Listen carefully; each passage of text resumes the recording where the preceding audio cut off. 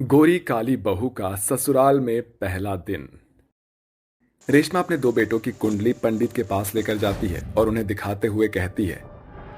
पंडित जी, ये मेरे छोटे बेटे और बड़े बेटे की कुंडली है। आप मेरे दोनों बेटे के लिए अच्छी, संस्कारी, सुशील और खूबसूरत गोरी लड़की ढूंढ कर बताना। ऐसी एक लड़की तो मेरी नजर में है जो बहुत ही खूबसूरत और सुंदर है, जिसकी फोटो भी है मेरे पास। अरे पंडित जी, अगर आपके पास लड़की है तो दिखाने में कतराते क्यों हो? लड़की की फोटो देखते ही रेशमा को बहुत पसंद आ जाती है। अरे पंडित जी, इतनी सुंदर लड़की मैंने पहले कभी नहीं देखी। आप देरी मत कीजिए और रिश्ते की बात आगे बढ़ाइए। मैं अपने पति परमेश्वर से इसके बारे में जिक्र कर लेती हूँ। ऐसा कहकर रेशमा अपने घर पर आती है और अपने पति को लड़की की फोटो दिखाकर कहती है। ये देखिए जी, कितनी सुंदर लड़की दिखाई है पंडित जी ने हमारे बेटे के लिए। मैं तो कहती हूँ कि हमारे दोनों बेटे के लिए ऐसी ही सुंदर और सुशील लड़की ढूंढना। एक तो मिल गई है, एक और ढूंढनी बाकी है। देखो रेशमा, तुम चाहे जितनी भी लड़की ढूंढ कर लाओ, लेकिन मेरी पसंद में एक ही लड़की है जिसकी शादी मैं अपने बेटे विक्रम से करवाना चाहता हूँ। मैं जानती हूँ कि आप किसकी बात कर रहे हो। आप वही टीचर दोस्त वीरेंद्र की बेटी की बात कर रहे हो ना?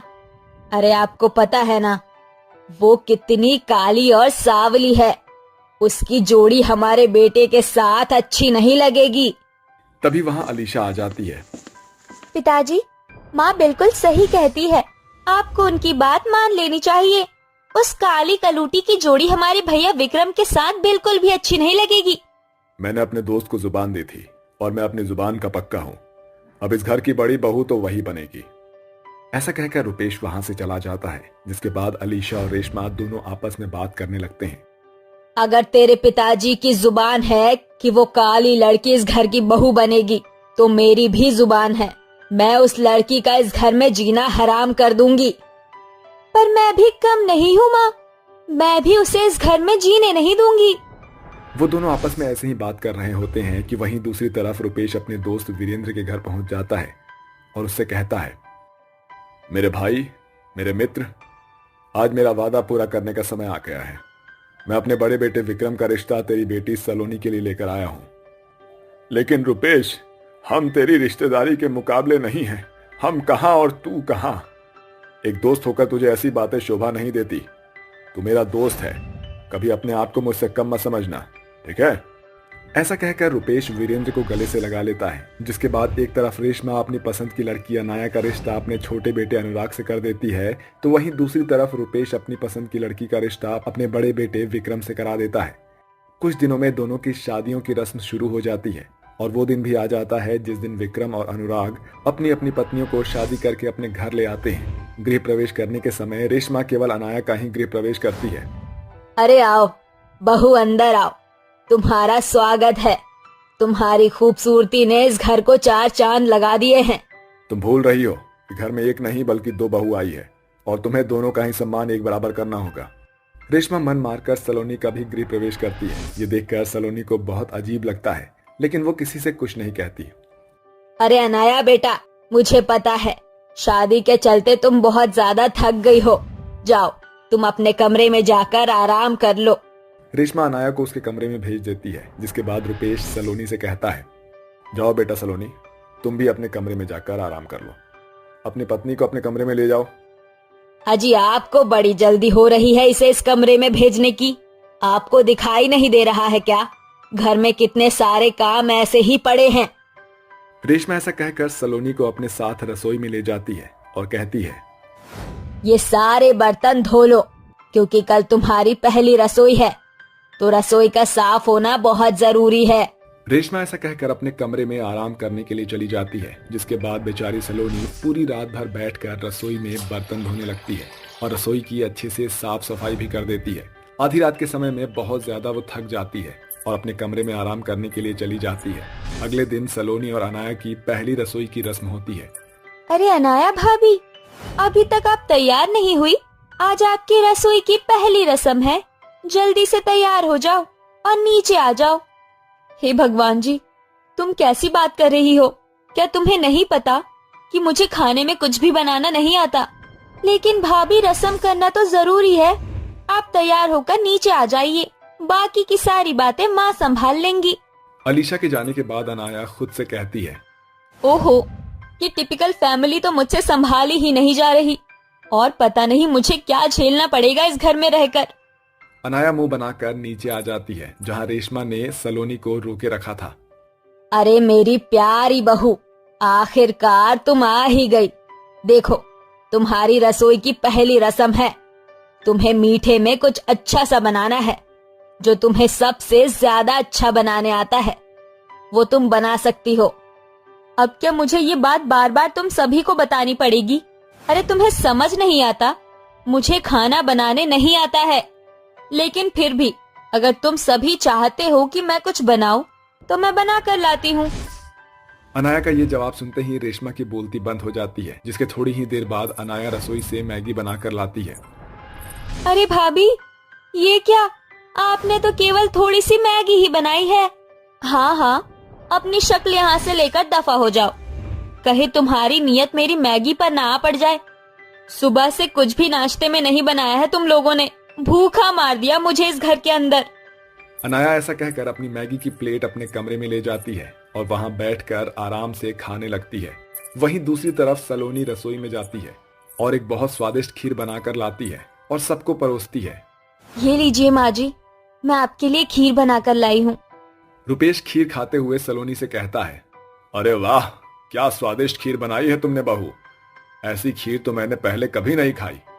वैसे तुम्हारी सास को ये खीर खानी चाहिए, क्योंकि ऐसी खीर तो तुम्हारी सास को बनाने भी नहीं आती। अरे वाह, फिर तो सच में अच्छी बनी है।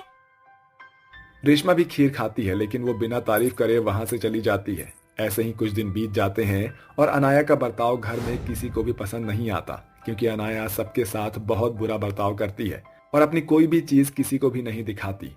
एक दिन रेशमा चिल्लाते हुए अपने कमरे से आती है। अरे विक्रम, अनुराग, कहाँ हो तुम? कहाँ हो तुम रुपेश जी? जल्दी से यहाँ पर आओ। घर के सभी सदस्य रेशमा के पास आ जाते हैं। मेरी अलमारी में से सारे गहने चोरी हो गए हैं और कहीं मिल नहीं रहे। मुझे यकीन है इस काली कलूटी ने सारे गहने चुराए होंगे। माँ जी, आप इतना बड़ा इल्जाम मुझ पर कैसे लगा सकती हो? मैं जानता हूँ सलोनी ऐसा कभी नहीं कर सकती। तभी वहाँ अलीशा आती है और कहती है, माँ, आधी रात के समय मैंने अनाया भाभी को एक बैग घर से बाहर ले जाते हुए देखा था, और देखो, आज अनाया भाभी घर पर भी नहीं है। शायद उन्होंने ही घर में चोरी की है। ये सुनते ही रेशमा के पैरों तले जमीन खिसक जाती है। सही कहती हो बेटी, आज मुझे अपनी गलती का पछतावा है। मैंने केवल अनाया का रंग रूप ही देखा था। मैंने कभी उसके बारे में ये तक पता नहीं लगाया कि वो किस तरह की लड़की है, और ऊपर से मैंने सलोनी को बहुत कुछ सुनाया। सलोनी बहू, हो सके तो मुझे माफ कर देना। नहीं माँ जी, आपको मुझसे माफी मांगने की कोई जरूरत नहीं है। आप मेरी माँ जैसी हैं। सलोनी की ये बात सुनकर रेशमा उसे गले से लगा लेती है, जिसके बाद रेशमा कभी भी गोरे और काले में कोई फर्क नहीं करती और अपनी बहू सलोनी के साथ खुशी खुशी रहने लगती है। गरीब कचरे वाली की 5 बेटी। बेचारी ललिता अपनी मालकिन के घर पर साफ सफाई कर रही होती है। तभी उसकी मालकिन आती है और उससे कहती है, देखो ललिता, तुम अब काम सही से नहीं कर पाती हो, इसीलिए मैंने सोचा है कि मैं तुम्हारी जगह किसी और को रख लूं। ललिता ये सुनते ही परेशान हो जाती है। मालकिन, ऐसा मत कीजिए। अगर आप मुझे काम पर से निकाल देंगे तो मेरे 5 बेटियों का क्या होगा? देख ललिता, तेरी 5 बेटियों की जिम्मेदारी मेरे सर पर नहीं है। आज का काम करके तू अपने घर लौट जा और कल से मत आना, क्योंकि मैंने दूसरी काम वाली रख ली है। ऐसा कहकर महिमा वहाँ से चली जाती है, जिसके बाद बेचारी ललिता घर के सारे काम करने के बाद शाम को वापस अपने घर लौट आती है और अपनी टूटी फूटी झोपड़ी में अपनी 5 बेटियों के लिए खाना बनाने लगती है। माँ, खाना कब तक बना लोगी? मुझे बहुत जोरों से भूख लगी है। बस बिटिया, अभी बना रही हूँ। ललिता ठंड में खाना बना रही होती है कि तभी उसकी झोपड़ी के बाहर एक आदमी और उसकी झोपड़ी का मकान मालिक आता है। देखो ललिता, ये झोपड़ी मैंने इस आदमी को बेच दी है और ये आदमी इस झोपड़ी पर एक अच्छा सा मकान बनाना चाहता है, इसलिए अब तुम इस झोपड़ी को खाली करके यहाँ से चली जाओ। ऐसा मत करिए मालिक। इस भरी ठंड में इस झोपड़ी के अलावा मेरा और कोई गुजारा नहीं है। देख ललिता बहन, तेरी गरीबी को देखकर मैंने तुझे ये झोपड़ी रहने के लिए दे दी थी, लेकिन अब मैं मजबूर हूँ। भाई मुझे पैसों की सख्त जरूरत है और मैं कुछ नहीं कर सकता। इतना कहकर ललिता का मकान मालिक भी वहां से चला जाता है, जिसके बाद बेचारी अगले दिन सुबह ही अपनी 5 बेटियों के साथ झोपड़ी को खाली कर देती है और वहां से चली जाती है। हे भगवान, मेरी मदद करो। अब मैं ठंड में कहाँ जाऊँ अपनी 5 बेटियों को लेकर। तभी उसकी बेटी को कूड़े के ढेर के पास एक टूटी फूटी झोपड़ी नजर आती है। माँ, बहुत ठंड लग रही है, वहाँ देखो, वहाँ एक झोपड़ी है। हाँ माँ, क्यों ना हम उस झोपड़ी में रह ले। और वहाँ पर कुछ कपड़े भी पड़े हैं, हमारे काम भी आ सकते हैं। बहुत ठंड है माँ, चलो ना। माँ, अभी तो हमारे पास कोई ठिकाना ही नहीं है, हमें उस झोपड़ी में चले जाना चाहिए। अपनी बेटियों की बात मानकर ललिता कूड़े के ढेर के पास बनी हुई झोपड़ी के अंदर चली जाती है, जहाँ पर रहने की कुछ सुविधाएं तो होती हैं, लेकिन कूड़े कचरे की बदबू बहुत आती है। हे भगवान, यहाँ तो बहुत ज्यादा बदबू आ रही है।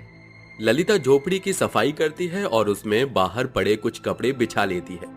जिसके बाद वो झोपड़ी के बाहर आती है तो उसे कूड़े के ढेर के पास कई सारे लकड़ी के फट्टे दिखाई देते हैं। जिसके बाद ललिता उन फट्टों को उठाती है और उन्हें झोपड़ी के चारों तरफ लगा देती है, जिससे झोपड़ी के अंदर थोड़ी बदबू आनी बंद हो जाती है। माँ, मुझे बहुत जोरों से भूख लगी है। सुबह से हम लोगों ने कुछ भी नहीं खाया है, मेरे पेट में तो चूहे दौड़ रहे हैं। अरे मेरी बेटियों, अब मैं तुम्हें क्या बताऊं, मालकिन ने तो मुझे नौकरी से ही निकाल दिया है और मेरे पास काम करने का अब कोई और सहारा नहीं है। लेकिन तुम 5 यहीं रुको, मैं तुम्हारे खाने के लिए कुछ लेकर आती हूँ।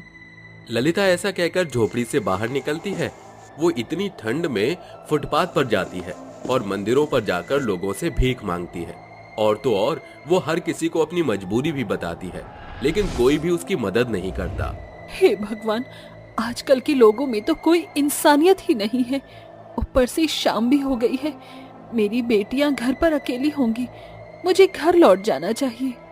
ललिता वापस लौट कर आ रही होती है, तभी उसे एक होटल का आदमी उस कूड़े के ढेर के पास कूड़ा कचरा फेंकता हुआ नजर आता है।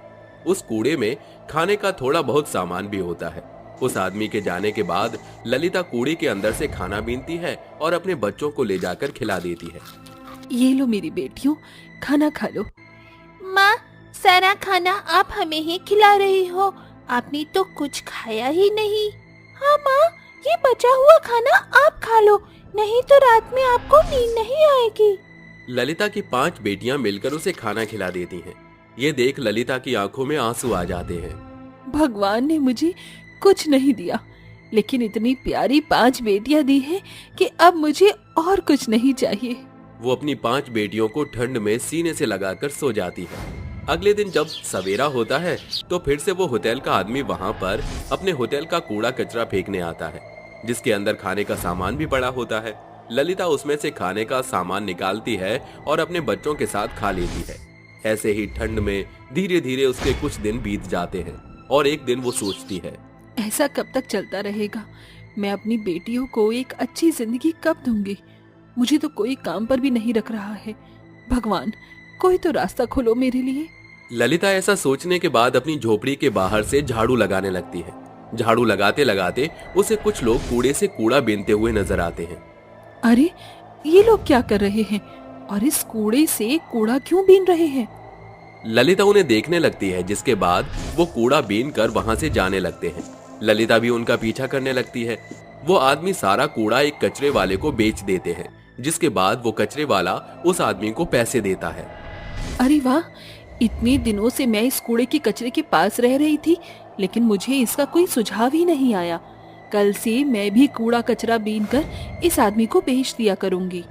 अगले दिन से ललिता भी एक बोरे में प्लास्टिक और गत्ता कूड़े में से छांट लेती है और उसे कचरे वाले को बेचने के लिए ले जाती है, जिसके चलते उसे कचरे वाले से पूरे 200 रुपए मिलते हैं। अरे वाह, आज मुझे अपनी बेटियों को कूड़े कचरे के अंदर से खाना बीनकर नहीं खिलाना पड़ेगा। आज मैं उन्हें अच्छा और साफ खाना खिलाऊंगी और कुछ गर्म कपड़े भी ले लूंगी। ललिता उन पैसों को ले जाती है और दुकान से खाना और कुछ गर्म कपड़े खरीद लेती है। जिसके बाद वो अपनी बेटियों को साफ सुथरा खाना खिलाती है और ठंड से बचने के लिए गर्म कपड़े पहना देती है। अरे वाह, क्या स्वाद है इस खाने में। काफी समय बाद मैंने ऐसा खाना खाया है। ऐसा खाना खाकर तो आनंद ही आ गया। लेकिन माँ, आप ये खाना लेकर कहाँ से आई हो?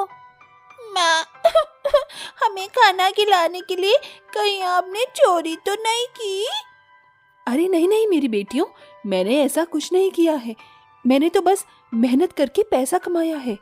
ललिता अपनी पांचों बेटियों को कूड़ा कचरा बेचने के बारे में बताती है, जिसे सुनने के बाद उसकी बेटियां कहती हैं, माँ, आज से हम भी आपकी मदद करेंगे ताकि आप अकेली ज्यादा मेहनत ना करो।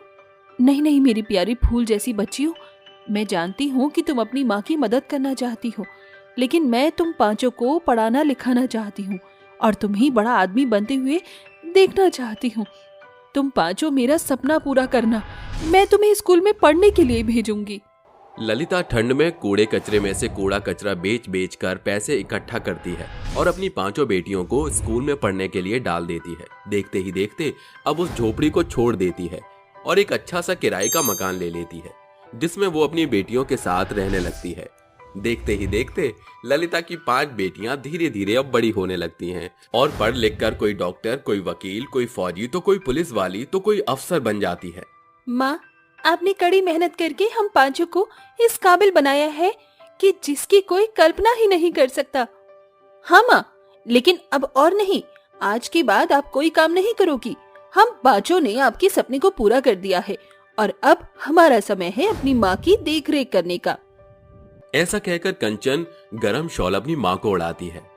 समय के साथ तुम पांचों इतनी बड़ी कब हुई मुझे पता ही नहीं चला। अब तुम पांचों जैसा चाहोगी बिल्कुल वैसा ही होगा बेटी।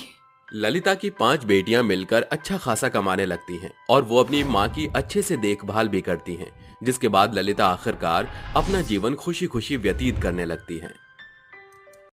सौतेली बेटी के 3 जादुई जानवर। इस बार की सर्दियां मुर्दों को भी झकझोर कर रख देने वाली थी। बर्फबारी के साथ बह रही सर्द बयार खिड़कियों को चीरती हुई उस मासूम बच्ची जिसका नाम जीविका था, उसे झकझोर रही थी। ताज्जुब की बात तो ये है कि इस जानलेवा जाड़े में भी ना तो उसके तन पर कोई स्वेटर था और ना ही पैरों में चप्पल। वो ठंड से ठिठुरती हुई बर्तन मांज रही थी। उसकी आंखों में उमड़ रहे आंसू उफन कर बहे जा रहे थे। माँ, मुझे क्यों छोड़कर चली गई? सौतेली माँ मुझे बहुत सताती है। वो बस अपनी बेटी बेबी को लाड दुलार करती है। एक मैं ही क्यों उसकी आंखों में कांटे की तरह चुभती हूँ। जीविका खुद में बड़बड़ा ही रही होती है कि उसकी सौतेली माँ रमीला रसोई घर का रुख करके उस बच्ची पर बिगड़ पड़ती है। बेड़ा गर्ग हो तुझ मनहूस का, इतनी देरी में तुझसे 4 बर्तन नहीं मांजे गए? काम चोर करम जली।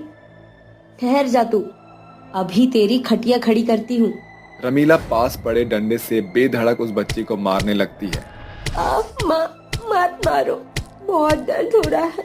अभी के लिए तो तुझे छोड़ रही हूँ। अगर 10 मिनट में ये बर्तन चमकते नजर नहीं आए ना, तो इस चिमटे से तेरी चमड़ी उधेड़ दूंगी। सौतेली माँ की ज्यादतियां सहने के बाद अनाथ लाचार जीविका सारा काम काज निपटा कर जैसे ही खाने बैठती है, रमीला उसे रसोई से बाहर निकाल देती है। माँ, तुम रसोई में ताला क्यों लगा रही हो? मुझे बहुत जोरों की भूख लगी है। अले ले ले, लाडो रानी को भूख लगी है तो जाकर भूसा खा। मनहूस कहेगी, अपनी माँ को जन्म के वक्त खा गई और बाप को भी निगल गई। अब क्या मुझे पचाएगी? आज तो सारी रात घर के बाहर सड़ेगी। ये कहकर रमीला भूखी बच्ची को घसीटते हुए बाहर करके दरवाजा बंद कर देती है। माँ, मुझे घर से मत निकालो। माँ, दरवाजा खोलो ना। माँ, मुझे बहुत डर लग रहा है। रात भर भूख से ठंड में ठिठुरेगी ना, तो ही इसके हाथ पाँव में फुर्ती समाएगी। आधी रात ढलते ही मानो सीप से बरस रही सर्दी की बर्फबारी बेतहाशा बढ़ जाती है।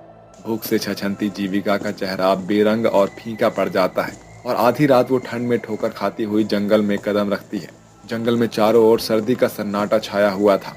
तभी उसके कानों में तरह तरह की आवाजें शोर मचाने लगती है। ये आवाज तो बेजुबान जानवरों की है, जैसे वो दर्द में छटपटा रहे हो। जीविका आवाज को भांपती हुई आगे बढ़ती है। जहां उसे 3 जानवर कुत्ता, बंदर और गाय ठंड में ठिठुरते हुए नजर आते हैं। कुछ ही देरी के बाद पूरा जंगल उजाले से भर जाता है।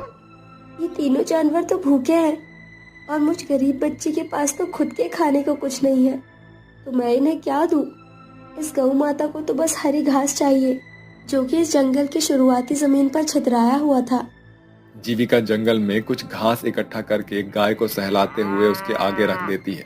ये लो गौ मैया, मजे से खाए और तुम दोनों यही रुको, मैं कुछ खाने को लाती हूँ। जीविका की बात पर दोनों जानवर बड़ी बड़ी आंखें किए पूंछ हिलाने लगते हैं और मानो वो उसकी भाषा भाप गए हों। जीविका जल्दी से खाने की तलाश में जंगल से बाहर आती है।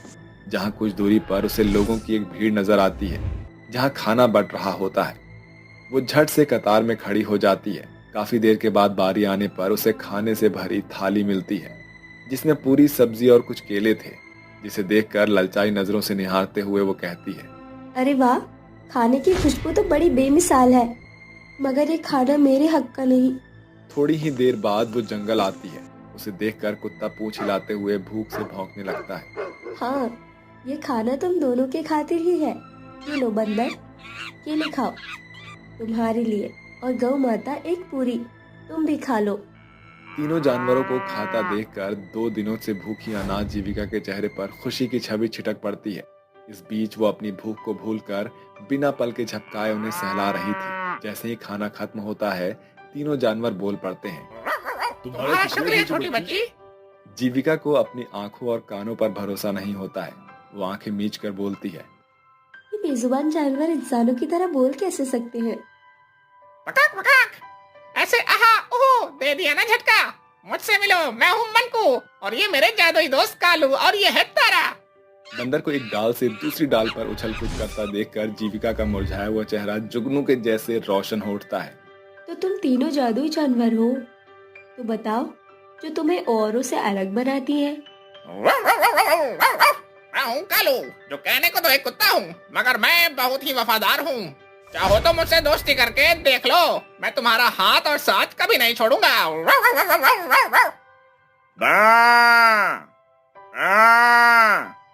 और मैं, जो कि एक जादुई गाय हूँ, मैं अपने मुंह से सोने के सिक्के दूंगी, जिससे हम चारों हंसी खुशी से रह सकते हैं।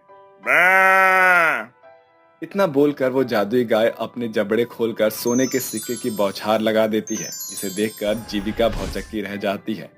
इससे तो हर सुख सुविधा खरीदी जा सकती है गौ मैया। जीविका उन सोने के सिक्कों को सुनार के हाथों बेचकर जंगल में सुंदर सा घर बनाकर तीनों जादुई जानवरों के साथ रहने लगती है। उसकी उदास जिंदगी खुशियों से भर गई थी। अब उसका सारा दिन हंसते खेलते कट जाता है। कभी बंदर अपनी कलाकारी दिखाता है, तो कभी जादुई कुत्ता अपना करतब दिखाता है। क्या हुआ जीविका, हमारे बीच रहकर भी आजकल तुम्हारा चेहरा बड़ा बुझा बुझा सा है। मुझे माँ की याद आ रही है गौ मैया। जीविका, अब तुम मुझे ही अपनी माँ मान लो। पकाक पकाक, और मुझे अपना मामा पकाक। एकाएक बंदर के पैरों में पेड़ की टहनी से चोट लग जाती है। ये देखकर जीविका कहती है, अरे बंदर मामा, मुझे तो चोट लग गई, क्यों करते हो इतना उछल कूद? पकाक पकाक, छोटे छोटे शहरों में तो बड़ी बड़ी घटनाएं होती रहती है सेन्योरिटा। पकाक पकाक, बंदर के बच्चे, लग गई ना चोट। जीविका, इस पेड़ की बत्ती इसके जख्म पर बांध दो, ये घाव भर जाएगा। समय बीतता है। तीनों जादुई जानवर जीविका का खूब ख्याल रखते हैं। बदले में जीविका भी उन पर जान छिड़कती है। दिन सप्ताह और महीनों के मंजर में ढलते गए। एक दिन जीविका कहती है, मेरे पास तो इन 3 जानवरों का साथ है, मगर मेरे जैसे कितने अनाथ बेसहारा भूख से दर दर भटक रहे होंगे। मुझे उनकी मदद करनी होगी। फिर जीविका तीनों जादुई जानवर के बीच अपनी सलाह को साझा करती है और गाय कहती है, जीविका, मैं तुम्हारे इस सपने को साकार करने के लिए खूब सारा सोना दूंगी, जिससे तुम अनाथ आश्रम बना सकती हो, ताकि लाचार लोगों को भटकना ना पड़े।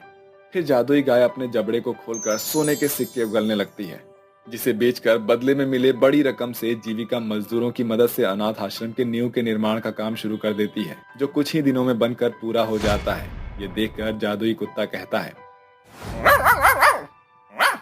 अरे ओ छोटी बच्ची, क्या झकास ठिकाना बनाया है तुमने गरीबों के लिए।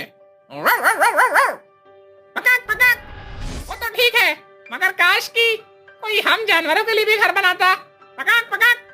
बंदर की बात जीविका के मन में घर कर जाती है, जिसके बाद वो जानवरों के लिए भी एक बड़ा सा पशु घर बनवाती है, जिसे देखकर तीनों जानवर बेहद खुश होकर कहते हैं, अरे वाह छोटी बच्ची, तुमने तो कमाल कर दिया।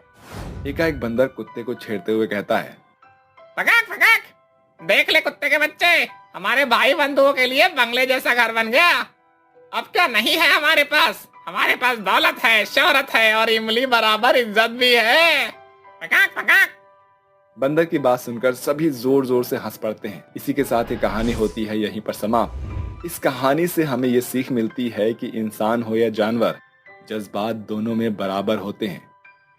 गरीबों का लकड़ी शौचालय। मानपुर नाम का एक बेहद ही पिछड़ा और गरीब गांव था, जहां सैकड़ों संयुक्त परिवार एक साथ रहा करते थे। उस गांव में कोई किसी का बैरी नहीं था, इसलिए मानपुर गांव के लोग एक दूसरे के प्रति मिलनसार व्यवहार साझा करते थे। मनसुख, जो कि मानपुर गांव के मुखिया थे, अपने परिवार के साथ रहा करते थे। आज उनकी बेटी आद्य विलायत से अपने गाँव लौट रही थी, इसीलिए पूरा गाँव फूल पत्तियों से सजाया जा रहा था। अरे हर्षू, बद्री, बस भी करो, और कितना सजाओगे इस गांव को। अरे मुखिया जी, ये तो कुछ भी नहीं है। अगर हम गरीबों के बस की बात होती तो ये पूरा गांव सितारों की तरह जगमग करता। अचानक पूरे गांव की नजर हाथों से लगेज लेकर चली आ रही आध्या पड़ जाती है, जिसे देखकर मनसुख की आंखें नम हो जाती हैं। अरे मेरी बेटी आ गई तू। आध्या झट से झुककर अपने पिता के पांव छूकर उसे प्रणाम करती है, जिसे देखकर पूरा गांव आध्या के स्वभाव की बड़ाई करते हुए बोलता है, देख लीजिए मुखिया जी, इतने बरस विलायत में रहकर भी आध्या बेटी बिल्कुल भी नहीं बदली। अपने माटी का मोल आज भी रखे हुए है। काका, मैं भले ही देश से दूर थी, मगर मेरी दिल लगी अपने गांव के प्रति मेरा मन आज भी एक सा है। पूरा गांव गढ़ आध्या के आने की खुशी में बड़े उमंग और उत्साह से भर जाता है, और देखते ही देखते रात का अंधेरा घिराता है, जिसके बाद सभी अपने अपने घरों की ओर अग्रसर हो जाते हैं। और भोर के 4 बजे के पहर औरतों का समुदाय रेवा का दरवाजा पीटती है। अरे रेवा चाची, 4 बज गए हैं, चलना नहीं है क्या? चलो आओ जल्दी। अरे हाँ आ रही हूँ, ठहरो जरा। इतने पर मनसुख की पत्नी रेवा विलायत से आई अपनी बेटी आध्या को उठाने लगती है। आध्या बेटी, आध्या चल उठ, भोर के 4 बज गए, शौच के लिए नहीं चलना क्या? एक बार अंजोरा हो गया तो फिर हमारे कदम रात गिरने तक घर में ही बंद हो जाएंगे। आध्या बिना कुछ कहे अपनी माँ रीवा के साथ औरतों की टोली में चल पड़ती है। अरे आध्या बेटी, आज से तुम भी हमारे लोटा पार्टी गैंग का हिस्सा हो। सभी औरतें खाली खेत खलिहान में उतर जाती हैं, मगर आध्या असहज महसूस करती है। ये देखकर सरिता कहती है, अरे आध्या बिटिया, खड़ी रहोगी तो सूरज सर चढ़ जाएगा। अरे जगह टिका कर कहीं भी बैठ जाओ, शर्माओ नहीं, हम सब तो लुगाइयां ही हैं, हमसे कैसा शर्माना। सवेरा होने से पहले सभी औरतें घर लौट आती हैं, मगर आध्या के मन में गांव में शौचालय की कमी को लेकर सैकड़ों सवाल उपन रहे थे। तभी वह अपने पिता मनसुख से पूछती है, पिताजी, इतने बरस बाद मैं गांव लौटी हूँ। बड़े दुख की बात है कि आज भी यहाँ एक भी शौचालय मौजूद नहीं है। अरे का बताऊं आद्या बेटी, हजारों दफा सरकार से अर्जी देकर देख लिया, न तो कोई हमारे गांव में दौरा करने आता है और न सरकार के सामने हमारी सुनवाई है। ऐसे में हम गरीब गांव वालों के पास कोई दूसरा चारा भी तो नहीं। जहाँ कल है वहाँ हल भी बाबूजी। जमाना तेजी से तरक्की की ओर बढ़ रहा है। पक्के तौर से शौचालय बनाने के लिए एक बड़ी रकम खर्च करनी होगी, मगर बिना रेत बालू सीमेंट के भी सुलभ शौचालय बनाया जा सकता है। ये कैसे मुमकिन है बेटी? विलायत में ज्यादातर घर लकड़ियों के होते हैं। जब इंसान लकड़ी के बने घर में रह सकता है तो लकड़ी से शौचालय क्यों नहीं बना सकता? इससे हमारे समाज की स्त्रियां शौच के दौरान खुद को महफूज तो महसूस करेंगी और खेत खलिहान भी दूषित नहीं होंगे। अरे ये तो बड़ी ही सुनहरी सोच है बेटी, तू चल मेरे साथ। मनसुख अपनी बेटी आध्या को लेकर लकड़हारे बद्री के पास आता है। आध्या बेटी, हमारा बद्री इस गांव का बेहतरीन लकड़हारे के साथ कारीगर भी है। इसके हाथों में लकड़ी का साज सामान बनाने की हस्तकला है। फिर तो बात बन जाएगी। आद्या बद्री से लकड़ी का शौचालय बनाने की बात साझा करती है, जिसे सुनकर बद्री बड़ी बड़ी आंखें किए कहता है, लकड़ी का शौचालय? मगर आद्या बिटिया, मुझे शौचालय का नक्शा अब पूरे तौर से नहीं आता।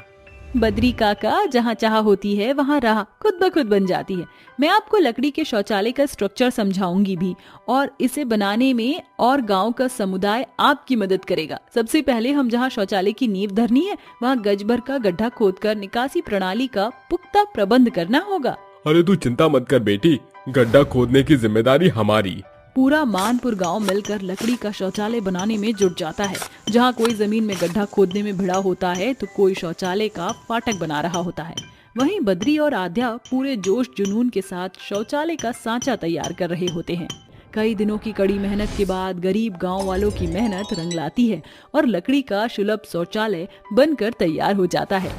मुझे तो यकीन ही नहीं हो रहा कि हम गरीबों के गांव में शौचालय बनकर खड़ा है। आद्या बेटी, ये तेरी बुद्धि की देन है। काका, मैंने कुछ नहीं किया। ये लकड़ी का सुलभ शौचालय इस पूरे गांव गढ़ की बड़ी मेहनत का फल है। अगले दिन से गांव का सारा समुदाय उस लकड़ी के शौचालय का इस्तेमाल करने लगता है, जिसके बाद पूरा गांव सभ्यता की ओर कदम बढ़ाने लगता है। तभी गांव की औरतें आद्या से कहती हैं, आद्या, तुमने आधी उम्र में वो कर दिखाया जो हमारा गरीब गांव ना कर सका। शायद इस गरीबी के दीमक ने हमारे गांव के गरीबों के दिमाग को अपनी गिरफ्त में संभाल लिया था, इसलिए हमारी सोच यहाँ तक पहुंची ही नहीं। हाँ, जब से ये लकड़ी के शौचालय की नींव हमारे गरीब गांव की धरती पर गड़ी, हम औरतों को खुलेआम शौच की सोच से शर्मसार नहीं होना पड़ता है।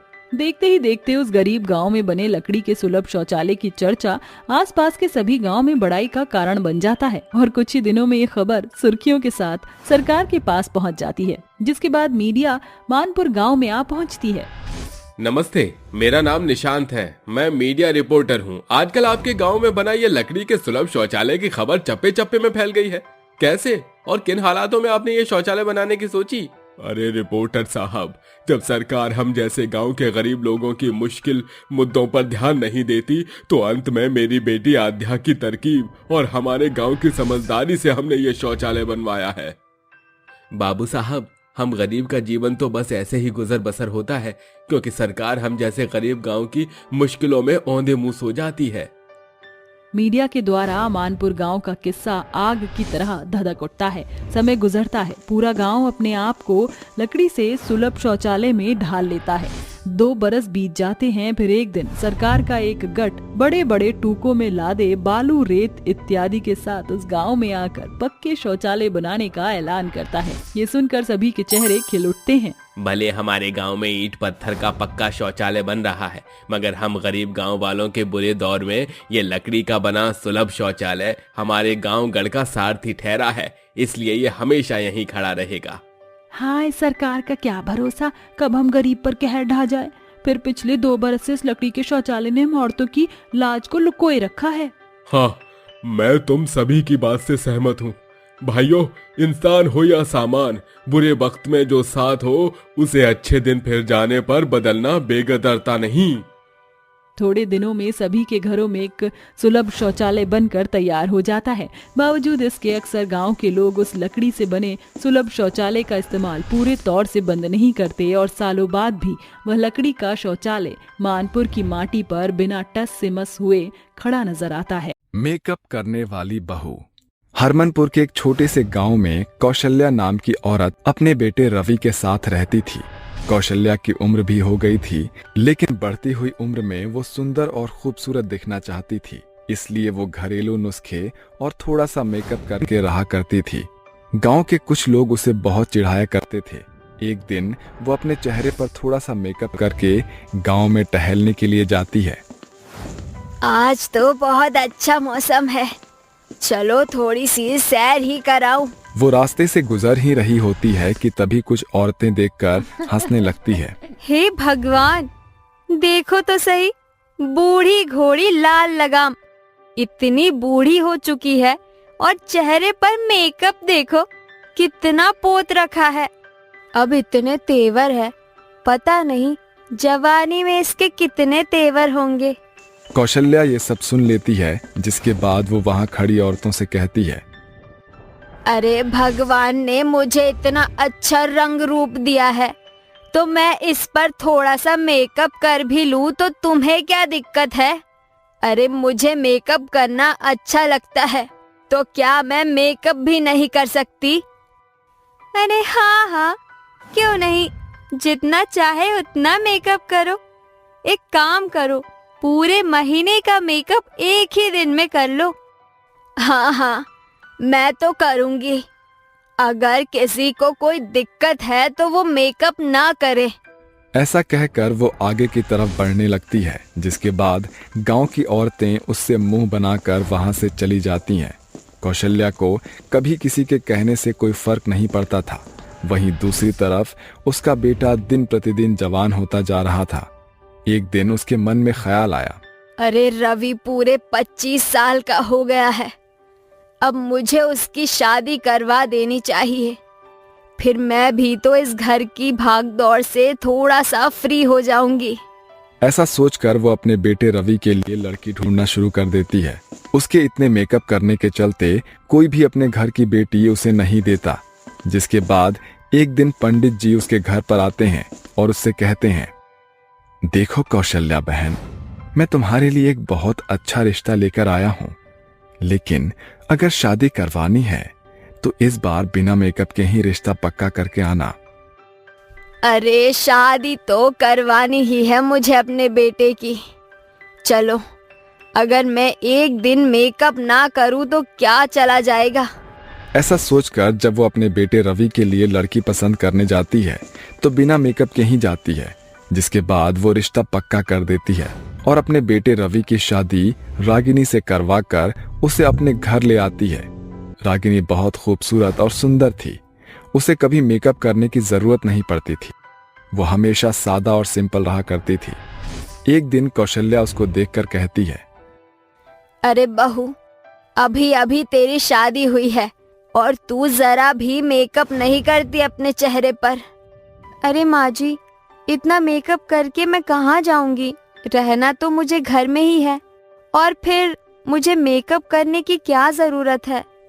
अरे बहू, तू नहीं जानती कि औरतों को दिन प्रतिदिन खूबसूरत दिखना ही चाहिए ताकि मर्द उनसे नजर हटा ना सके।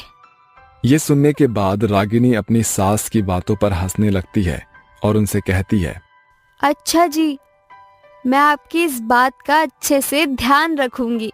वहीं दूसरी तरफ कौशल्या झोला उठाकर बाजार को निकल पड़ती है। आज तो मैं पालक पनीर लेकर आऊंगी, पालक पनीर।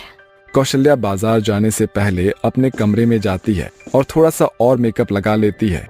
उसे मेकअप करते हुए रागिनी देख लेती है और कहती है, अरे माँ जी, पहले ही आपके चेहरे पर इतना सारा मेकअप लगाया है और आप उसी के ऊपर और मेकअप लगा रही हो।